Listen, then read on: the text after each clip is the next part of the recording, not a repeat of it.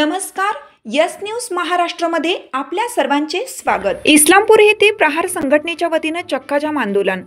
प्रहारचे संस्थापक बच्चू कडू यांच्या आवाहनानुसार राज्यासह सांगली जिल्ह्यातील इस्लामपूर येथे आंबेडकर नाका परिसरामध्ये प्रहार शेतकरी संघटनेचे जिल्हाध्यक्ष दिग्विजय पाटील यांच्या नेतृत्वामध्ये शेतकऱ्यांच्या संपूर्ण कर्जमाफीसाठी चक्काजाम आंदोलन करण्यात आलं। यावेळी जिल्ह्यातील शेतकरी, कामगार, शेतमजूर, दिव्यांग बांधव मोठ्या संख्येने उपस्थित होते।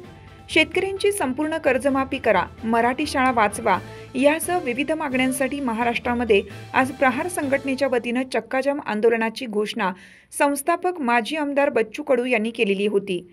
त्यांच्या आवाहनानुसार संपूर्ण सांगली जिल्ह्यामध्ये चक्काजाम आंदोलन करण्यात आलं।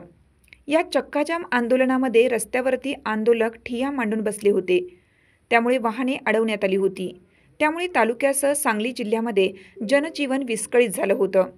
या आंदोलनातून अत्यावश्यक सेवा देणाऱ्या वाहनांना सूट देण्यात आली होती।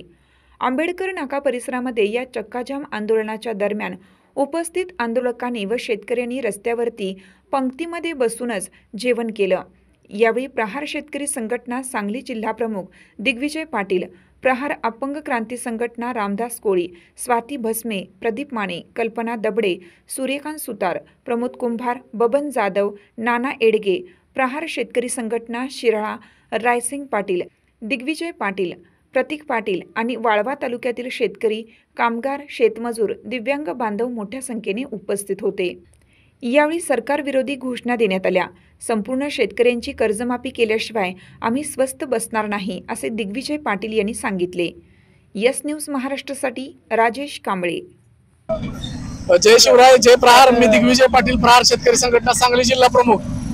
आज बघायला गेलं तर शेतकरी कर्जमाफीचा विषय असेल, शेतकरी हमी भावाचा विषय असेल, दिव्यांगांच्या मानधनवाढीचा विषय असेल, आज महाराष्ट्रातील शेतकऱ्यांचे, कष्टकऱ्यांचे आराध्य दैवत बच्चूभाऊ कडू यांच्या आदेशानुसार आज इस्लामपूरमध्ये चक्काजाम आंदोलन केलेलं आहे।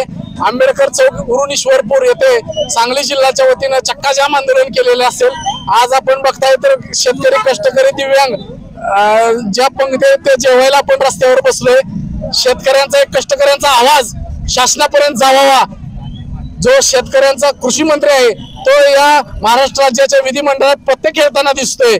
आमदार एकामेकांची गचांडी पकडतायत, एकामेकांच्या उराव बसतायत आणि माझा शेतकरी दर 3 दिवसाला एक आत्महत्या होत्या, दर दिवसाला 3 आत्महत्या होत्यात। ठेकेदार सुद्धा आत्महत्या करायला लागलेत आणि सरकार मुख्याचं व भैऱ्याचं सोंग घेतंय। यासाठी प्रहार शेतकरी संघटना असेल, प्रहार दिव्यांग क्रांती असेल, क्रांतिसिंहांच्या वाळवा तालुक्यात आम्ही पहिली आंदोलनाची ठिणगी टाकतोय आणि ही ठिणगी 2 ऑक्टोबरला महात्मा गांधी जयंती दिवशी वणव्यात रूपांतर घेईल आणि बच्चू भाऊंच्या इशाऱ्यातून इथून सांगली जिल्ह्यातून 1000 ट्रॅक्टर घेऊन दिग्विजय पाटील मुंबईच्या दिशेने कूच करेल। तोपर्यंत या शासनानं मुख्याचं व भैऱ्याचं सोंग सोडावं व शेतकरी कर्जमाफीसाठी, दिव्यांगांच्या मानधनवाढीसाठी त्यांनी डोकं ठिकाण नाव ठेवावं। मदमस्त कृषी मंत्री माणिक कोकाटे, तुझ्या घरात कॅटचा क्लब खोल।